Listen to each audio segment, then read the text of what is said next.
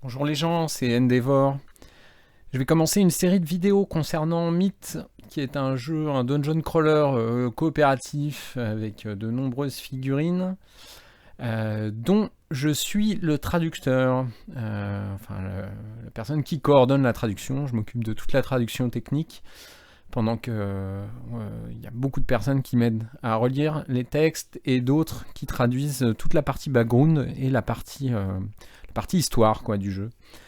Vous envoyez la boîte ici sur l'écran.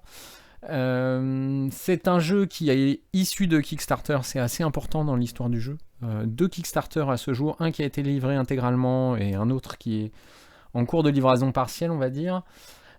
C'est un jeu donc 100% coopératif. Les monstres sont joués sont joués par le jeu, pas de joueur qui, comme dans Descent normal, qui va jouer l'adversité.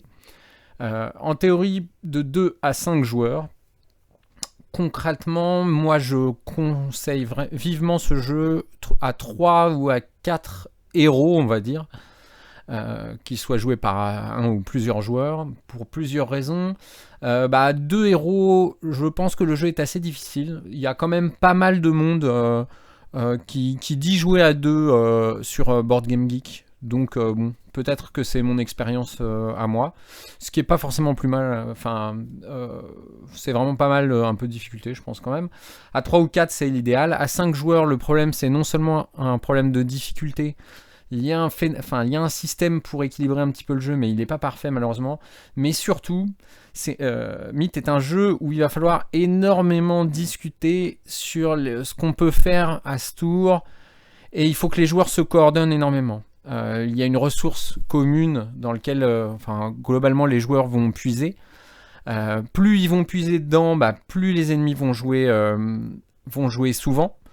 Donc si jamais on pioche trop dedans, c'est vraiment pour simplifier, avant que son ou ses partenaires aient le temps de faire ce qu'ils avaient à faire juste avant, ça provoque mais je voulais que je voulais faire ça avant, machin, on revient en arrière. Bon, ça fait perdre beaucoup de temps, et ce jeu qui est déjà assez long, plus on est nombreux, plus il se ralentit, parce que plus il y a besoin d'avoir de discussion entre les joueurs, ce qui est pas mal. Mais personnellement, à 5 joueurs, je trouve le jeu un petit peu moins bon, un petit peu moins intéressant. Alors, comme avertissement général pour ce type de jeu, donc c'est un dungeon crawler, c'est-à-dire qu'on va jouer des héros, on va se balader sur des tuiles avec des cases, dans des donjons, à l'extérieur, etc. Nos petits personnages, on va tabasser du monstre, on va gagner l'équivalent de l'expérience. On va obtenir des objets, on va progresser dans une histoire qui est assez importante dans Myth. Il y a beaucoup d'éléments de background, on va dire. Et puis on va continuer jusqu'à ce qu'on en ait marre. C'est un jeu très long. La séance de jeu, alors j'allais pas dire minimum, mais moyenne, je pense c'est autour de 3 heures. C'est un jeu qui se joue également en campagne et qui donne vraiment tout son sel en campagne. On peut faire des séances plus courtes, mais je trouve que c'est légèrement moins intéressant. Donc si vous voulez aller vers ce jeu, voilà, il faut accepter que ce soit des parties longues, 3 heures minimum, sachant qu'une unité d'histoire va se dérouler sur 3 fois 3 heures à peu près, en gros une dizaine d'heures de jeu. C'est une unité d'histoire avec un début et une fin. Et c'est, alors, pas en une fois, parce qu'on peut tout à fait découper ça assez facilement en 3 séances de 3 heures, mais c'est quand même un investissement en temps assez certain. C'est un jeu également complexe. Dans l'échelle des dungeon crawlers, si vous commencez, on va dire, dans un jeu comme, HeroQuest ou Dungeon Saga, dans les plus simples, pour aller vers Descent première édition, on est beaucoup plus du côté de Descent première édition que d'HeroQuest. Principalement parce qu'il y a beaucoup de petites règles. Je pense plus qu'une vraie complexité. Le jeu en revanche punit pas mal les joueurs sur leur mauvaise gestion de cette ressource dont je parlais tout à l'heure, et punit très fortement les mauvaises décisions. Ils ont aussi des partis pris assez forts qui déplairont à certains sur un certain niveau de persistance que j'expliquerai tout à l'heure. Donc c'est un jeu assez exigeant. Voilà, je voulais commencer un petit peu par ça. Au niveau des graphismes, comme vous allez pouvoir le voir je vais descendre un petit peu. C'est la boîte de base. Les graphismes sont assez cartoon, on va dire. Regardez certains des monstres des stretch goals du premier Kickstarter. Bah, on voit que c'est pas réaliste, quoi. C'est pas du Frazetta. C'est plutôt un petit peu. Les monstres sont limite comiques. Même si c'est pas non plus. Enfin, c'est pas de la gaudriole. Mais il y a quand même un petit peu d'humour. Le jeu ne se prend pas non plus trop au sérieux. Voilà. Les histoires peuvent être un peu sérieuses, certaines. Bon, voilà, vous voyez un petit peu à quoi ressemblent les élémentaires de cet univers-là. C'est pas du réalisme. Voilà, du réalisme. Le graphiste principal, c'est Keith Slow, qui est un des membres de Megacon Games, donc la société qui édite ce jeu, dont j'ai oublié de parler à l'instant. Et c'est vraiment sa patte graphique qui est partout, à la fois dans les illustrations du jeu, mais aussi dans les figurines. Je vais descendre. Bon, il y aurait beaucoup à montrer comme illustration. Ça, ce sont les héros. Et cette même patte a été conservée par le graveur le sculpteur principal, Tom Mason, qui a rendu le style de Keith. Bon, là, ce ne sont pas des figurines, mais vous allez voir. Voilà. En parlant des figurines, les figurines sont en plastique, sont déjà préassemblées et je le trouve sont de très bonne qualité. Je pense que ils ont assez peu. Alors, il faut bien entendu accepter le style qui est ce style-là. Assez particulier, quoi. Il y a pas mal de races. Alors, est-ce qu'on va en voir d'autres? Là, voilà, ça c'est une des figurines les plus détaillées qui est une figurine assez grande qui doit faire, je sais pas, 6 ou 7 cm de haut. Voilà, c'est une des figurines les plus détaillées du jeu. On voit pas très bien ici, ça lui rend pas justice. Voilà, mais il y a pas mal. Bon, les figurines sont un élément très important du jeu et c'est pour ça qu'ils ont fait un gros succès sur Kickstarter.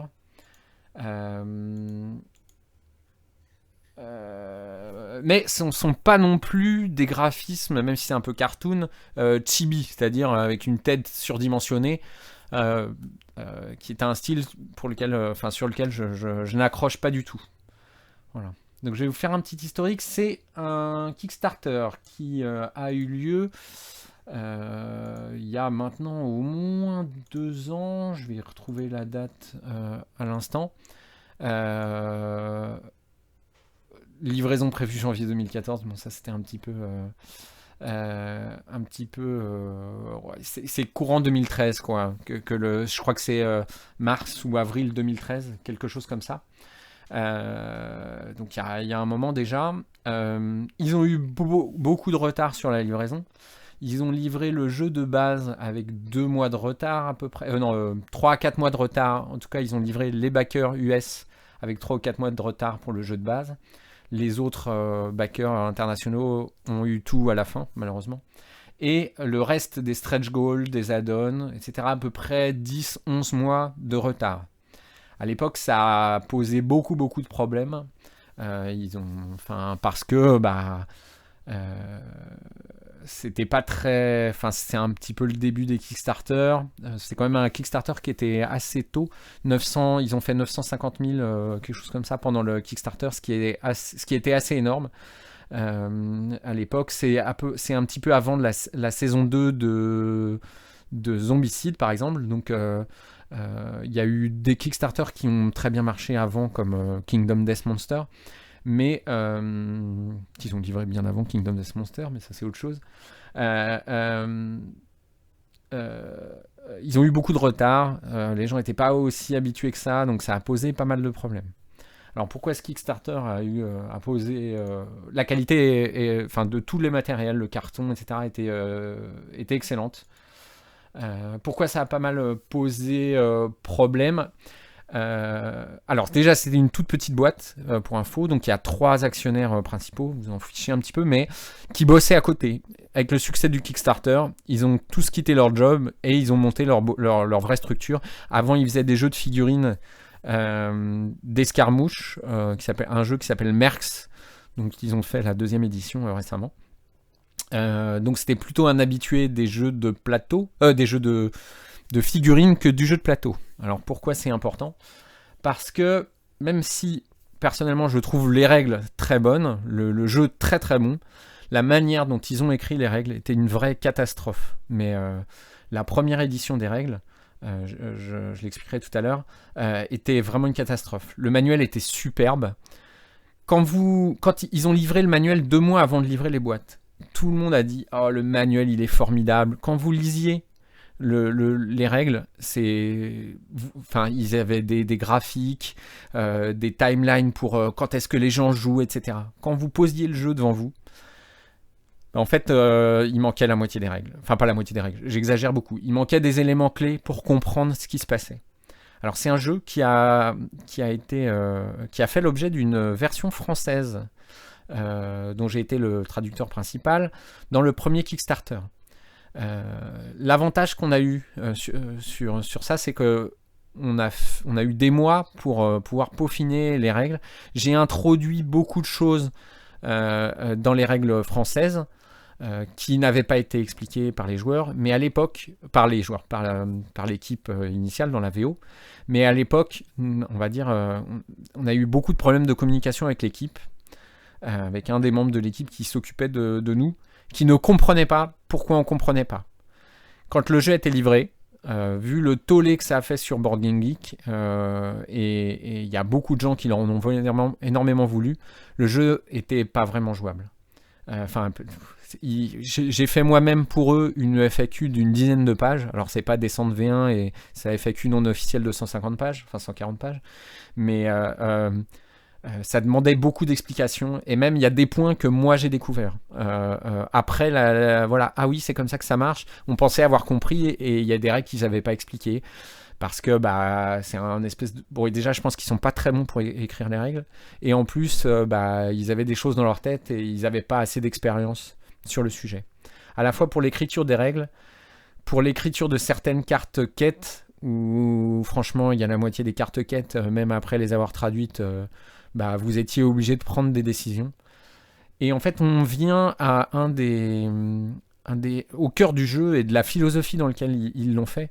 C'est que c'était, en tout cas pour la V1, à la limite entre le jeu de rôle, où on sollicite énormément les joueurs pour participer à la création, et le jeu de plateau. Le jeu de plateau demande beaucoup de rigueur, tout doit être défini très, très précisément à l'avance. La philosophie du jeu fait que quand vous mettiez le jeu en place, c'était la plupart du temps à vous de choisir quel type de monstre vous alliez combattre, combien vous alliez en combattre. Aujourd'hui, ce mode-là existe, mais c'est un mode que je considère comme un peu mineur dans le jeu, qui est très intéressant aussi, mais qui est mineur. Ils ont rajouté dans le 2e Kickstarter, je vais expliquer beaucoup de structures qui ont fait la 2e, alors c'est pas vraiment une 2e édition, mais la 2e version des règles bien meilleure. Voilà. Ça fait que la réception du jeu a été très compliquée. Après, ce jeu a des grands adeptes. Dès que vous acceptiez qu'il y ait certains choix à faire, oui, la difficulté était très fortement paramétrable. Et il y a des joueurs qui ne comprenaient pas et qui disaient pourquoi je ne mettrais pas tout le temps 2 monstres et pas 10, quoi. Voilà, vous voyez ce que je veux dire. Donc ça a été compliqué. La réception du jeu a été très compliquée. Après ça, ils ont décidé de mettre en place ce qu'ils ont appelé des patchs, alors tous les trimestres, à la fois pour corriger le jeu, les erreurs qu'ils ont fait, et rajouter du contenu gratuit. dans l'esprit d'un MMO un petit peu, qui rajouterait un patch. Alors un patch, pas forcément un patch au sens on va patcher le logiciel. Alors ça a été le cas bien sûr beaucoup au début, mais aussi pour rajouter une aventure complète, des cartes, des monstres en plus, des variantes, des choses comme ça. Donc ça, ils ont un gros suivi de leur jeu quand même. Et c'est aussi là où ça génère beaucoup d'interrogations pour les jeux, c'est qu'ils ont utilisé des numéros de version. Donc par exemple, il y a les cartes héros en version 1.0, c'est celles qui ont été livrées, les cartes des héros. Les cartes en version 1.1, ils ont proposé des changements, ils ont accepté beaucoup de choses, et ils ont fait des cartes 1.3, parce que dans le patch 1.2, c'était d'autres cartes qui ont été modifiées, des cartes 1.3 qu'ils ont mis à disposition gratuitement en PDF. Donc, il y a des gens qui les ont imprimées, moi-même j'en ai imprimé une partie sur Printer Studio. Et après ça, ils ont décidé de faire un deuxième Kickstarter. Donc l'objectif était non seulement de développer des options pour le jeu, principalement un niveau supérieur, un petit peu comme à Donjons & Dragons, une catégorie supérieure, on peut même changer de classe, je vous expliquerai ça un petit peu plus tard, mais aussi de pouvoir faire imprimer une deuxième version des règles. Ils ont fait un kit qui s'appelle la version 2.0, qui n'est pas un vrai changement de règles en profondeur. C'est principalement, alors il y a quelques changements de règles, mais qui sont assez subtils, on va dire. Il faut être un petit peu un pro pour vraiment bien les repérer. Donc c'est globalement une meilleure écriture des règles. Il y a un seul élément qui a vraiment énormément changé, ce sont les cartes quêtes dont je vous parlais tout à l'heure, qui étaient incompréhensibles. Pour beaucoup d'éléments du jeu, ils se sont rendus compte qu'une petite carte pour mettre les pavés de texte qu'ils vous avaient à mettre dessus, c'était pas assez. Donc ils sont passés en recto verso et ils ont mis tout un système procédural en place pour pouvoir comprendre ces cartes quêtes que je vous expliquerai tout à l'heure, enfin que je vous expliquerai dans une autre vidéo. Parce que je vais essayer de faire pas trop long pour cette vidéo. J'ai déjà largement dépassé ce que je voulais faire, mais c'est pas très grave, on va continuer. Alors, donc ils ont vendu ce manuel plus 300 cartes, $6. L'objectif, c'était de se faire pardonner un petit peu, de pas pénaliser les joueurs, etc. Donc si vous acceptiez, en plus de ça, ça c'était le premier niveau de pledge. Il y avait un deuxième niveau de pledge à $120 avec de l'extension et des stretch goals et comme une saison 2 d'un autre jeu, etc. qui faisait plus développer le jeu que de remplacer. Ils n'ont pas fait une deuxième boîte de base, par exemple. La boîte de base est restée strictement identique. D'ailleurs, cette V2 dont on parle, elle est disponible sur mon Google Drive. Je la mettrai en lien sous cette vidéo. Téléchargeable avec toutes les cartes héros, les cartes équipements qui ont été modifiées, les cartes quêtes, les nouvelles cartes pièges, au lieu de les avoir, ils ont mis au lieu de les écrire dans un manuel, ils les ont mis sous format carte. Et ce nouveau manuel de 32 pages, au lieu de 64 pages avant qu'ils ont condensé, etc. Qui n'a pas été écrit par eux d'ailleurs, qui a été écrit, ils ont confié ça aux frères Sadler qui ont écrit par exemple Descente 2e édition. Ils leur ont confié, ils ont dit voilà, ils ont reconnu d'un certain côté qu'ils avaient eu des lacunes là-dessus. Ce qui quand même, ils ont quand même fini par reconnaître que c'était pas fait ce qu'ils ont fait. Et pendant ce Kickstarter-là, ils ont à nouveau accepté, malgré le peu de rentabilité et le peu de backers de la première édition, un peu plus de 200, autour de 250 backers français, de faire une V2. La première était gratuite, ils ont rajouté un pack avec toutes les cartes, d'ailleurs pas très bien imprimées parce qu'ils avaient pris un imprimeur local américain qui n'a pas fait un super job, mais qui n'était absolument pas facturé, qui était en plus des cartes en anglais. Donc ils ont mis un gros paquet de cartes, un manuel, plusieurs gros paquets de cartes, et ils ont dit voilà, c'était un gros cadeau qu'ils nous ont fait. La deuxième édition et tout le reste ont été facturés. Des add-ons, pareil, pas forcément très très cher, ça dépend. Par exemple, le manuel est imprimé et les 300 cartes, au lieu de $6 chez les Américains, ont été vendus $10 pour la version française. Ce qui est selon moi assez raisonnable. Voilà. Tout le reste du Kickstarter, quasiment, on va dire, va être traduit. En tout cas, toutes les cartes, le matériel physique, va être traduit à l'aide d'add-ons qui ont été vendus pendant le Kickstarter. Alors certains peuvent dire c'est une honte, etc. Pour être honnête, hein, vu les chiffres de commandes, c'est plutôt un cadeau qu'ils nous font que un maximum profit, vu les quantités minimum qu'ils vont être obligés d'imprimer. C'est pas le maximum profit, je peux vous le garantir. D'ailleurs, je ne suis pas payé, j'ai oublié de le dire tout à l'heure. Je ne suis pas un employé de Megalcom Game et je fais ça bénévolement, moi et mes traducteurs et mes co-traducteurs et mes relecteurs, bien entendu. Les règles dont je vais parler dans ce Kickstarter, d'ailleurs je vais utiliser Tabletop Simulator dans ce Kickstarter, dans cette vidéo, sont les règles 2.0. Donc sont les nouvelles règles. Je vais passer du temps à vous les expliquer. L'objectif c'est pas non plus que vous dispensiez de lire le bouquin de règles, c'est de faciliter cette introduction au jeu qui n'est pas facile. Maintenant je vais parler des modes de jeu. On peut jouer de deux manières. Première manière, vous avez les modules. Alors les modules, c'est quoi? Ce sont des histoires où tout est préécrit, tout est prédéfini. Contrairement à ce que je vous ai dit tout à l'heure, où il y avait beaucoup de liberté. Là, je vais vous le montrer. Il y a deux fichiers dans ces modules, parce que pour l'instant, il y en a deux qui ont été offerts gratuitement. Ce nouveau Kickstarter va en vendre et en offrira pas mal, et on a vendu certains en add-on. Deux fichiers. Premièrement, un fichier comme ça, de 24 pages. Donc ça, c'est Rise of the Revenant. Je mettrai le lien, c'est un des fichiers gratuits.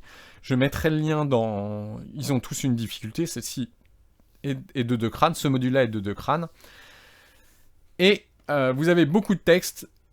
Là, voici le premier acte qu'on va jouer. L'introduction.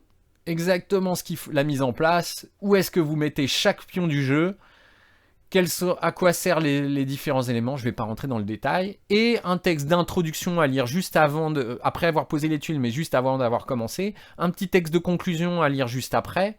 Et hop, on passera à la deuxième tuile. Donc ces modules-là, sont composés de 3 actes qui sont joués en environ 3 heures. On va dire qu'en tout, vous en avez pour une dizaine d'heures. Et il y a quand même énormément de background et de texte. Donc le côté histoire est assez important. Ils n'ont pas mégoté là-dessus. Et elles sont assez développées. Je les trouve assez sympathiques, assez intéressantes. Et c'est comme ça qu'on va esquisser l'univers du jeu. Vous n'aurez pas ces modules-là d'une dizaine d'heures ne se suivent pas réellement. Ils sont indépendants, ils peuvent être joués quasiment dans l'ordre, à part pour la question de difficulté. Vous avez des éléments qui reviennent, par exemple des personnages, des personnages non-joueurs qui vont revenir, le professeur ceci, machin, vous allez pouvoir le revoir, rediscuter avec lui. Il peut y avoir des conséquences permanentes négatives. Par exemple, vous n'avez pas réussi à sauver ce marchand, donc quoi qu'il arrive, vous ne pouvez plus le rencontrer jusqu'à la fin, pour l'histoire de vos personnages. Mais chacune de ces histoires d'une dizaine d'heures est indépendante et n'a pas de lien et se concentre généralement sur une partie du monde qu'ils veulent développer, l'histoire d'une cité en ruine, l'histoire de telle race d'ennemis. Ils sont principalement centrés sur un groupe d'ennemis. Là, par exemple, celui-ci, vous avez toute une histoire autour de morts-vivants. Voilà. Ces modules-là apportent aussi des cartes. Donc, je vais vous les montrer tout de suite.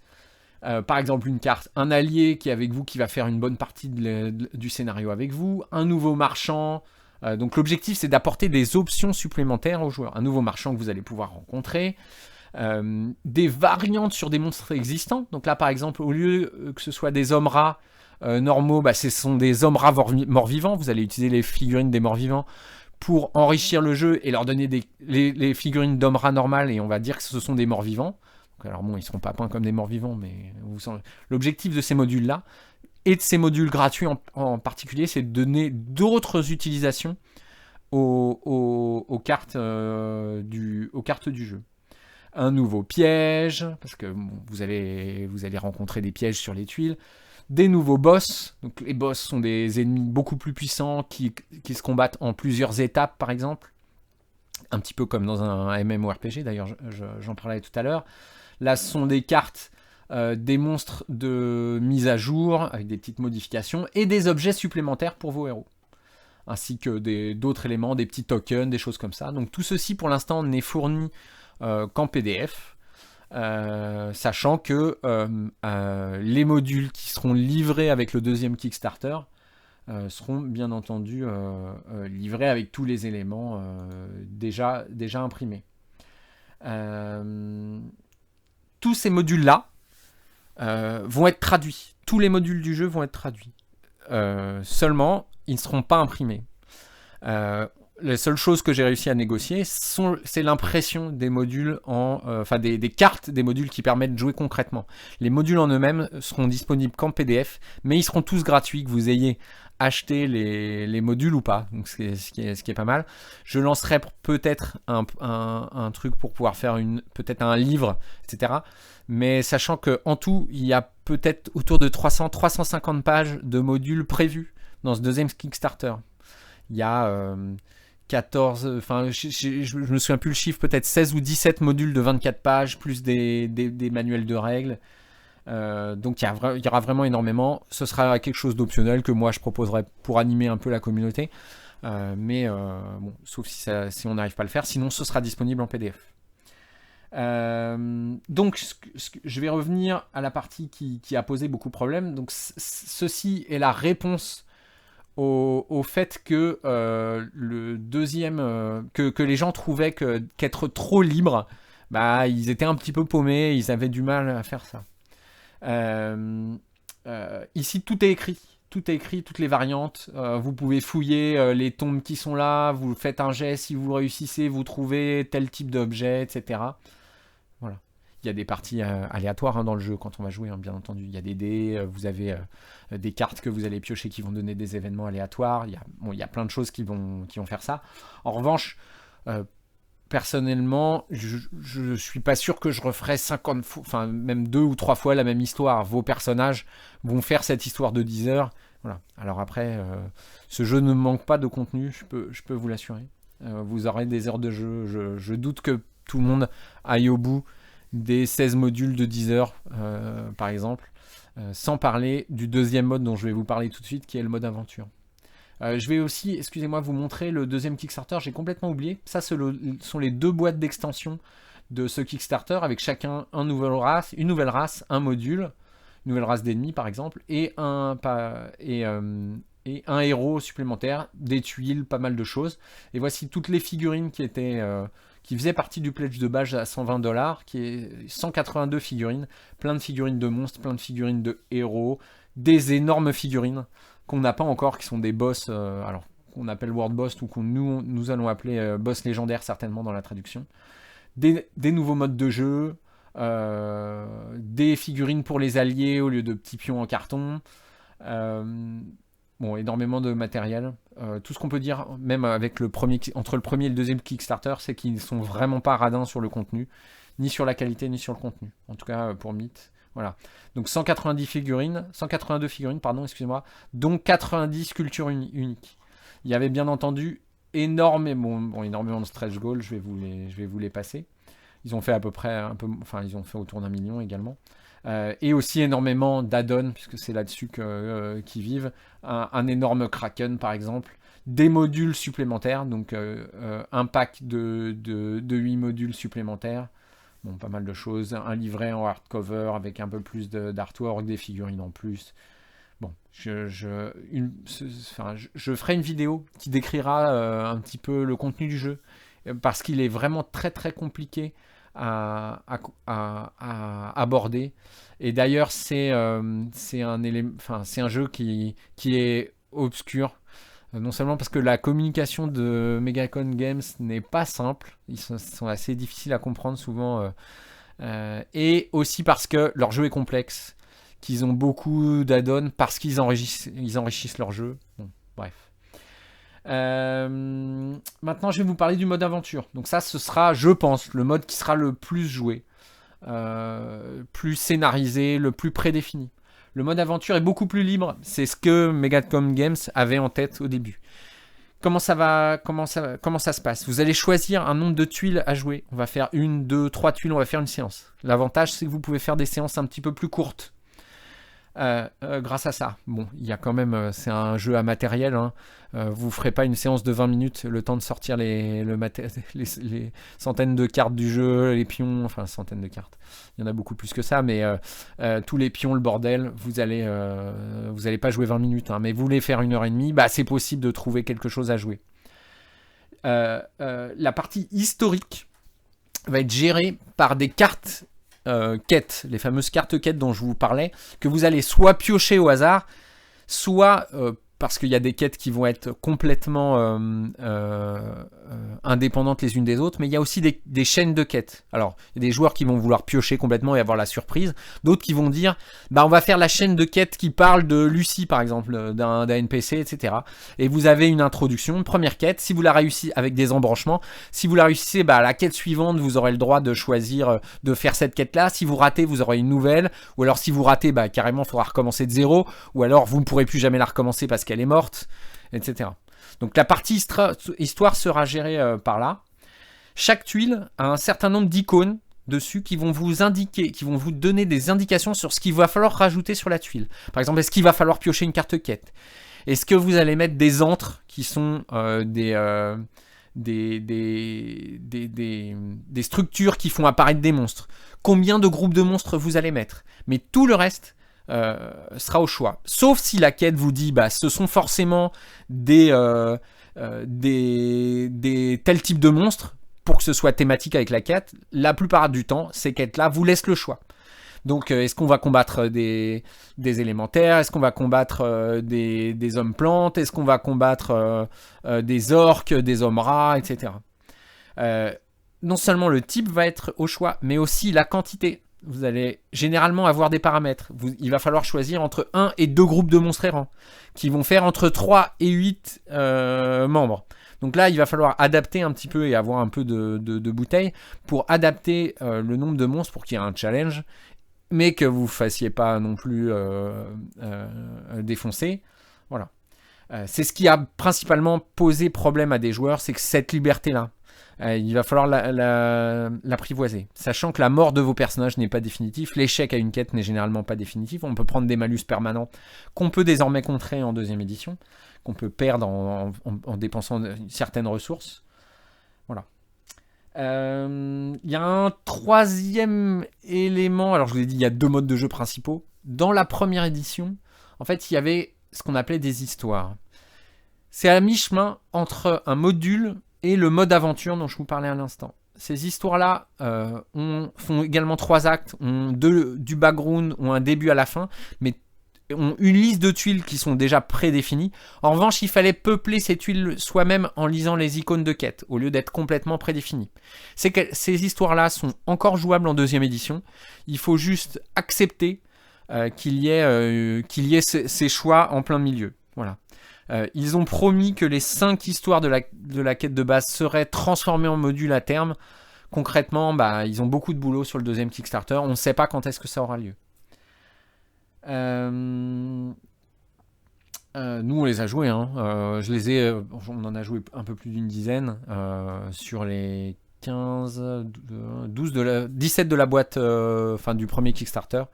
Voilà. Donc c'est tout à fait jouable. C'est tout à fait jouable. Des fois, bah, il faut un petit peu improviser sur qu'est-ce qu'ils veulent dire par là, parce que à cette époque-là, ils n'étaient pas très très clairs sur certains éléments. Il y a deux autres modes de jeu qui sont complètement disjoints. Là, pendant tous ces modes-là dont je vous ai parlé à l'instant, on va faire progresser son personnage d'un module à un autre. Vous ne recommencerez pas de 0-0 entre 2 modules. Il y a certaines choses qui vont être mises en 0. Par exemple, vos points de vie. Bon, je rentrerai un peu plus en détail sur d'autres choses. Par exemple, vous n'aurez pas l'autorisation, certains vont être déçus, de garder tous vos objets. Mais plus vous allez progresser, plus vous allez pouvoir conserver d'objets de module en module, par exemple. Donc, ça, le module, les aventures et éventuellement les histoires qui vont finir par disparaître un jour sont un mode continu où vous allez jouer tout le temps les mêmes héros. Alors vous pouvez changer, hein, mais vos héros vont progresser. Il y a deux autres modes. Premier mode Slaughterfield, qui est une espèce de mode horde. Alors si vous n'avez pas fait de jeu vidéo comme ça, vous êtes au centre d'une tuile et régulièrement il y a des hordes d'ennemis qui vont apparaître. Il va falloir survivre le plus longtemps possible. C'est joué à partir de héros complètement débutants qui feront jamais un autre module puisqu'ils vont finir par mourir. C'est quasiment impossible d'aller au bout. Vous aurez même des objectifs cachés à point de victoire. Donc ce jeu 100% coopératif devient un petit peu moins coopératif parce qu'il y aura un gagnant à la fin, celui qui tiendra le plus longtemps, mais pas forcément parce que si vous avez marqué beaucoup de points de victoire, bah, vous aurez fait des faits héroïques ou des choses comme ça. Il faut quand même s'entraîner parce que sinon vous irez pas très loin et vous marquerez pas beaucoup de points. Alors pour être franc, c'est un mode auquel j'ai pas joué parce que ça m'intéresse pas.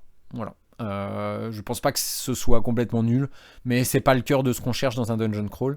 En fait, c'est venu d'une private joke pendant le Kickstarter. Ils ont beaucoup réagi comme ça, et des gens leur ont dit bah ouais, si on faisait ça, etc. Ils ont créé un mode de jeu, sur mesure là-dessus. Il y a un deuxième mode qui est un espèce de combat de taverne qui sera disponible pendant le quand le deuxième Kickstarter sera livré. Quelques petits éléments pour conclure sur les spécificités du jeu. C'est un jeu à progression relativement lente. Vos héros vont pas progresser, ils vont progresser, ils vont pouvoir se personnaliser, etc. C'est pas le jeu le plus rapide. Il faut beaucoup d'heures de jeu quand même pour progresser énormément. Toutes les séances, vous allez gagner des objets, vous allez gagner des choses, mais vous n'allez pas modifier en profondeur votre personnage.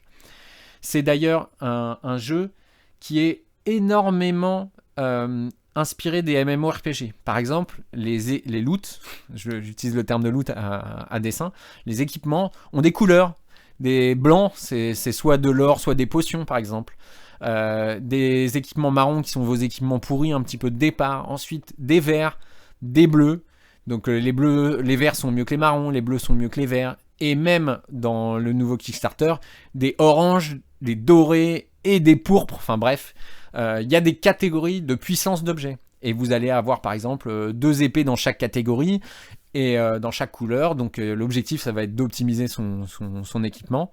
Chaque personnage peut avoir jusqu'à 5 équipements différents, des bijoux, enfin un bijou, un casque, une armure, une arme en main gauche, une arme en main droite, ça peut être un bouclier, etc. Ça peut être une arme à 2 mains. Bon bref, il y a pas mal de choses. Pourquoi c'est aussi pas mal inspiré des MMORPG? Parce qu'il y a une gestion de l'aggro. Vos ennemis, vos héros deviennent plus ils tuent des gens, plus ils deviennent menaçants. Il y a les antres dont je vous parlais tout à l'heure qui vont faire apparaître des monstres et il va falloir les détruire pour stopper l'invasion, en gros, un petit peu comme dans Gauntlet. Alors ça c'est pas un MMO mais ça ressemble beaucoup à Gauntlet. C'est les boss, donc les chefs de ces groupes, de ces familles de monstres, ont plusieurs étapes comme dans les vrais MMORPG. C'est-à-dire que il a des caractéristiques, etc. Il va lui falloir faire un certain nombre de dégâts. Poum, dès que vous atteignez ces dégâts, il passe en phase 2 et il change de pouvoir, il s'énerve, il se transforme. Voilà, c'est très MMORPG. Maintenant, je vais vous parler des futures vidéos que je vais faire. Je vais faire des vidéos section de jeu par section de jeu. Par exemple, la prochaine vidéo, je vais parler de la structure du tour, comment elle est développée. Ensuite, comment on joue les héros. Ensuite, comment on joue les monstres. Les spécificités des héros de base. Ensuite, je vais faire une vidéo consacrée au mode aventure. Comment on lit les icônes, etc. Parce que si vous jouez le module, vous n'avez aucun choix. Tout est prédéfini, tout est écrit. Donc vous lisez l'intro, vous posez les pions qu'on vous dit de poser et vous commencez la partie.